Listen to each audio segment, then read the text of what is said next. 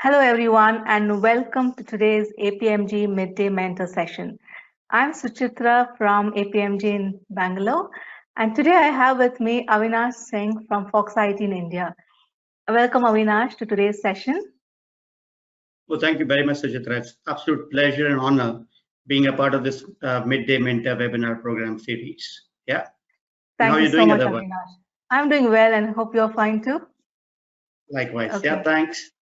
right. So Avinash has been closely associated with APMG India for a while now, and today he's here with us to share his experience and thoughts on the BRM role and what BRM or business relationship management is all about. And Savinash, before we can actually start off, our discussion, it would be great if you can share with our listeners a bit about yourself and your background.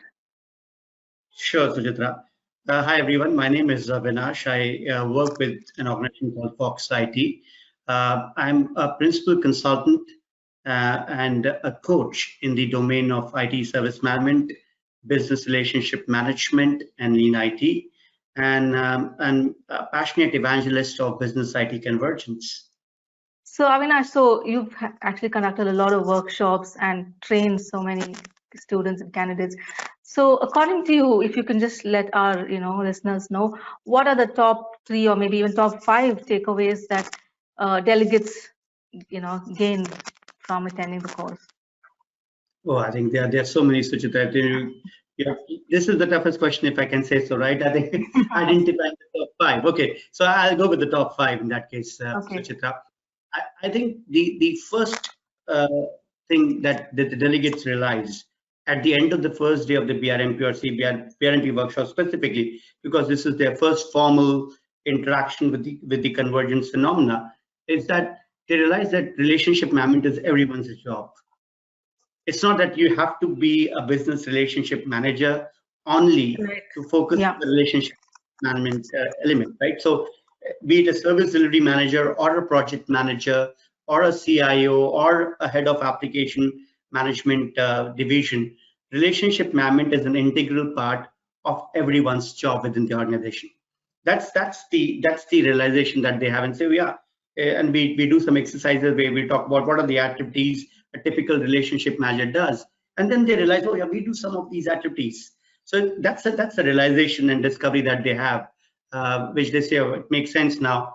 The second thing that they also learn as part of this is that relationship management as a competency can be developed, nurtured, and advanced Right. for aspiring as well as existing stakeholders who are doing relationship management within the organization. Whether they are called as business relationship managers or not, that's a different story altogether.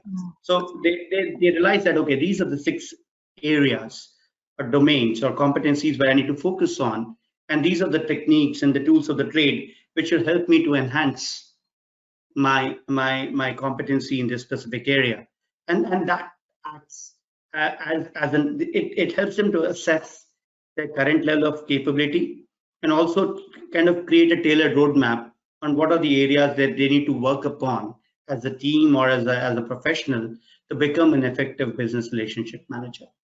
The third are various tools and techniques that we and the models that we talk about in the course. So I think one of the favorite models, and my personal favorite, if I can say so, Chitra, is when I'm conducting the workshop, is the concept of business relationship maturity model.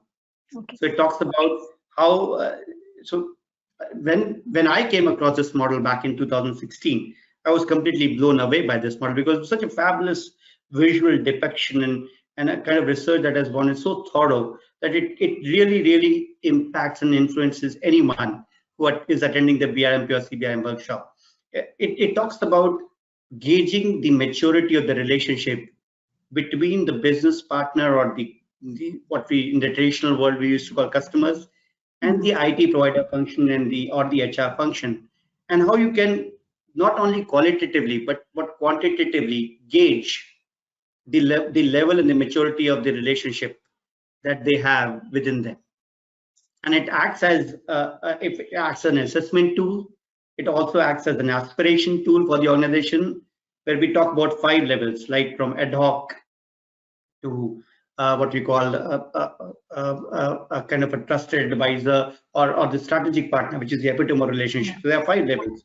We start from ad hoc to an order taker to a service provider to a trusted advisor, and then to a strategic partner, which is the epitome of relationship, where the business partners and ITs are converged together, and they can create maximum value for the enterprise, right? Or optimize business value at the max at that level. So a lot of people realize that traditionally their viewpoint was to become a good service provider, and it was such a suboptimal goal. There are 2 more levels that they should aspire for to really create value for the enterprise. So I think that's one of the favorite takeaways for the delegates. Then the concept of value management. Yeah, if you look at Suchitra in the industry, almost 70 to 80% of the digital transformation initiatives fail, right? And because they are unable to articulate and deliver the realized value which they intend for business and the technology functions for, because they were working in more alignment mode. And I think when we talk about the concept of value management, it really rings a lot of bell with the delegates, because they realize that value has to be defined upfront rather than being measured only in terms of on time, on budget. It has to be much more business driven and defined by business, right? And measured throughout the transformation journey to make sure that the intended and the realized value, there's not too much of variance between the two.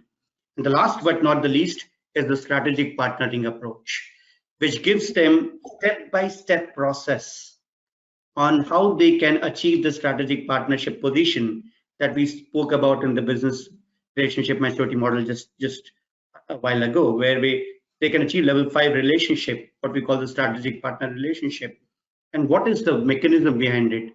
It gives them a step-by-step phases, activities, and techniques on how they can go about it. Again, it has to be tailored as per the organization's ecosystem and landscape, but it gives them a beautiful framework to start with and to improve upon their convergence journey, depending upon where they are at this point of time.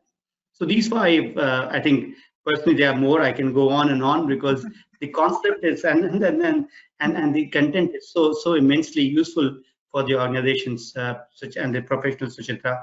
But again, top 5, you ask me, I don't know, probably I'm thinking, are there more? But I think more or less. I'm sure there are, but yeah. Right, and that was really very explicitly explained. Yeah, you were saying. Thank you so much. Yeah, I think again, the passion that we have for the domain, right? And it's not just because we do BRMP workshops and CBRM workshops. That's the reason we are passionate about it. We have seen the difference that it makes in the organization's ecosystem, in terms of mindset, in terms of actions, in terms of collaboration, right? In terms of an approach, is immense. And it's way different from the earlier notion of alignment, where what business used to ask, IT used to align them, and it's such a reactive approach. Whereas convergence is much more tightly ingrained, and business and IT working as one team and creating customer value. So a passion flows from the impact that we have seen within the organizations of leveraging these best practices and concepts explained as part of the BRMP and CBRM content.